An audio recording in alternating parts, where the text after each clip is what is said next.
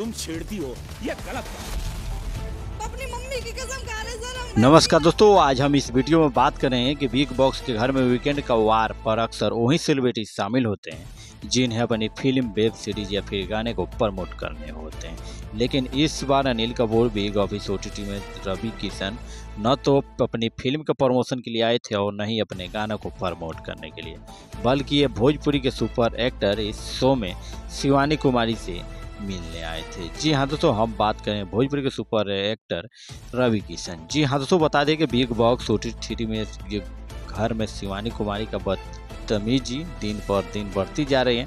वहीं हर हफ्ते वीकेंड पर वार अनिल कपूर उनकी खूब क्लास लगाते हैं, लेकिन शिवानी कुमारी उनको बातों को अक्सर नज़रअंदाज करती हुई नजर आती हैं।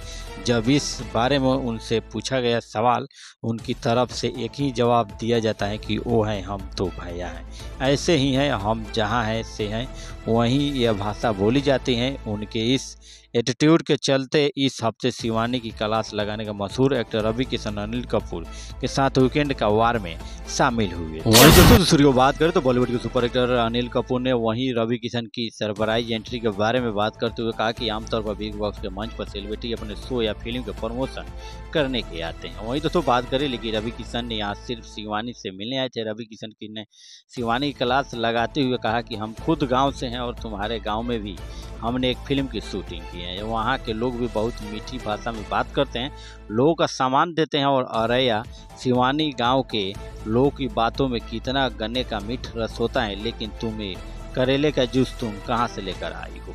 सोशल मीडिया पर कितने लोग तुम्हें फॉलो करते हैं और एक शो के लिए तुमने क्यों ऐसा अजीब रूप धारण कर लिया है। वहीं दोस्तों दूसरी ओर बात करें तो आगे रवि किशन बोले कि भाषा की यार में आप इस शो से जुड़े हुए लोगों को अपमान नहीं कर सकते।